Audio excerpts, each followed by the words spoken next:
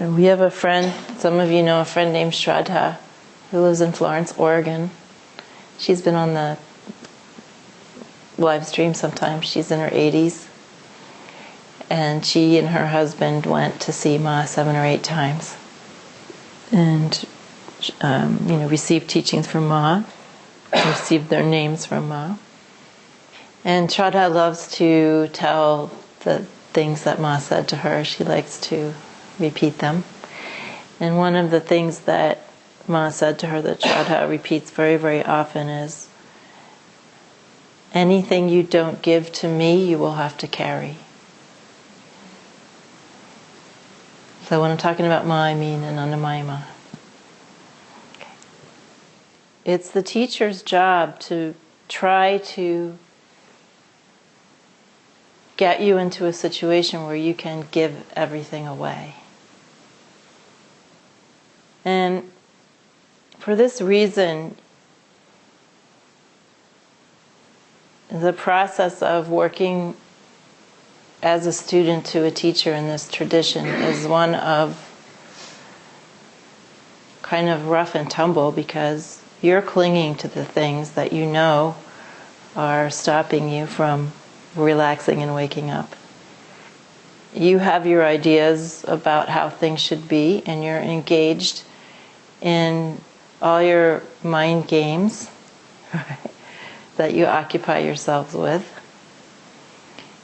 And it's the teacher's job to rip you or yank you or prod you or scoot you or lead you or do something, shock you out of your normal ways of doing things and your normal desires and your normal assumptions, your conventional ideas about how reality is and how you are and how everybody else should be, and to get you into more openness,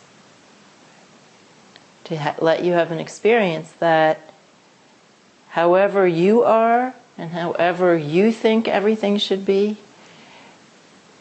there is always another possibility. You are only right about reality from your limited perspective. You have your ethics and you have your beliefs and you have your judgments about other people,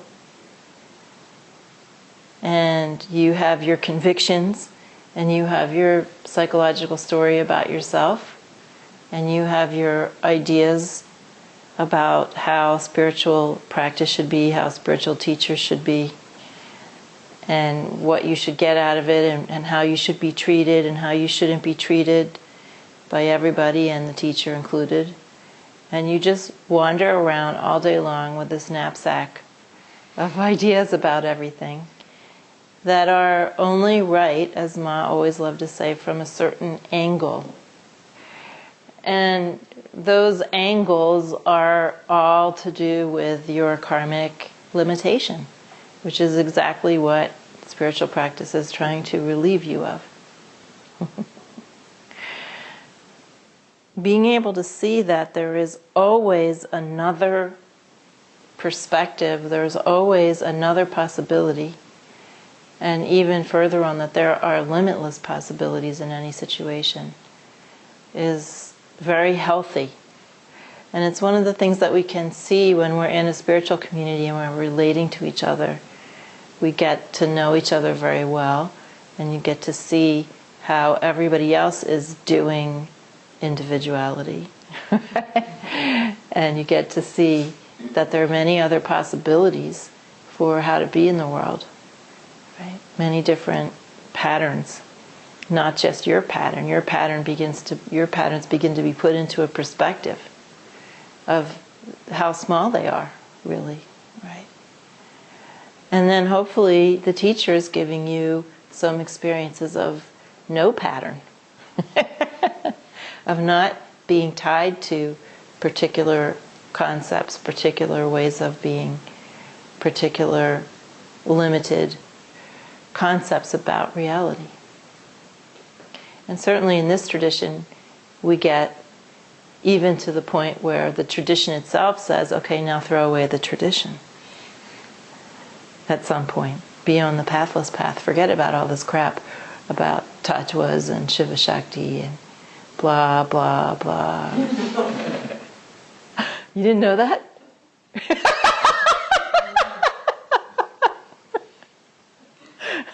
Yeah, baby.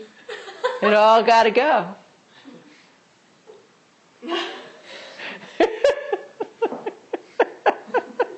Hilarious, huh?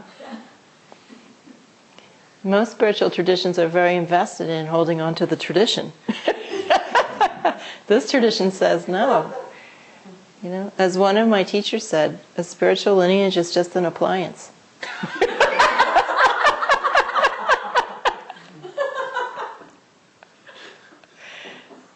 When it breaks, throw it out and get another one.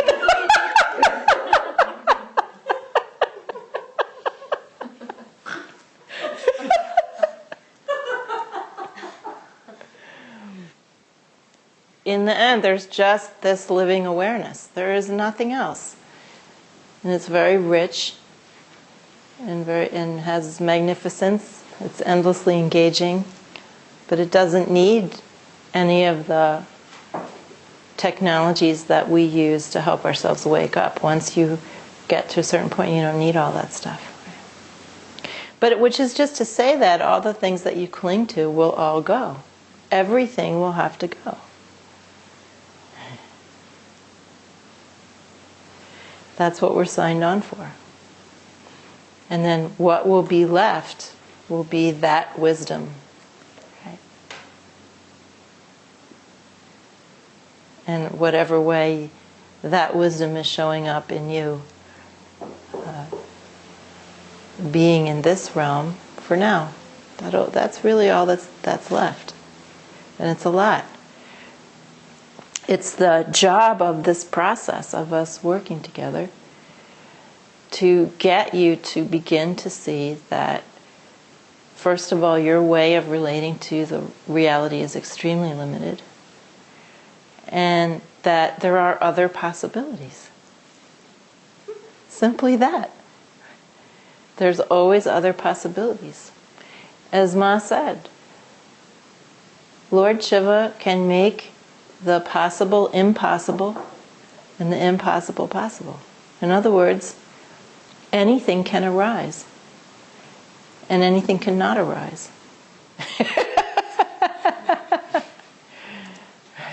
Living from the perspective of that infinite potential, that infinite expressivity and infinite creativity of this living reality really will have you relate to those limitations only as games, only as interesting costumes to put on.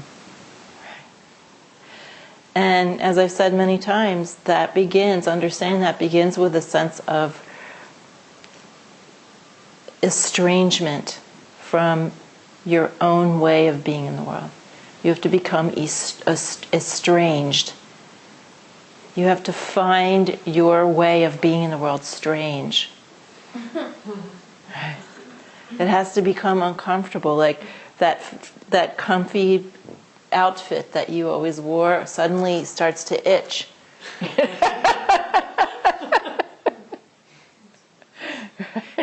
Are you itchy right now?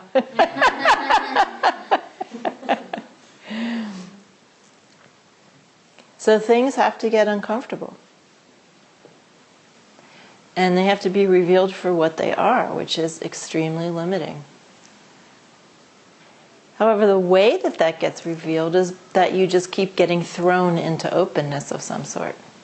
You just keep getting thrown out of your conventional way of thinking and being. And if you don't want that, of course, then you have to find a different kind of tradition. Because not everybody wants that. Some people want to go much more slowly.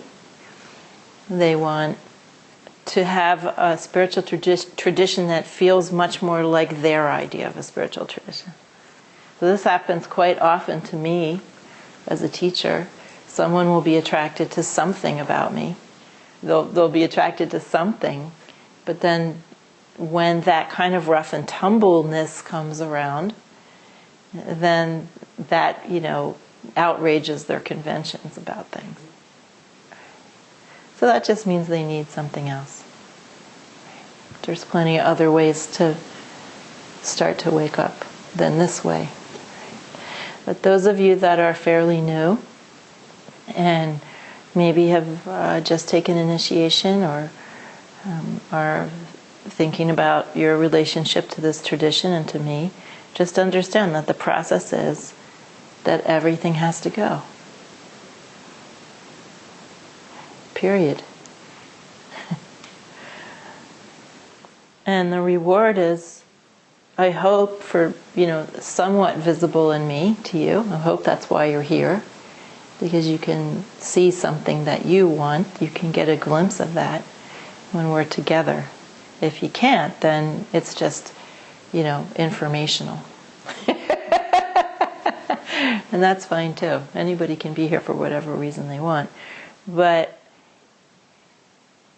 the primary reason why anybody should be following this path is because you have something that you want for you. There's all kinds of other things that go along with working with the teacher, because all of your fixations come out to play. Everything just seems like a mess sometimes.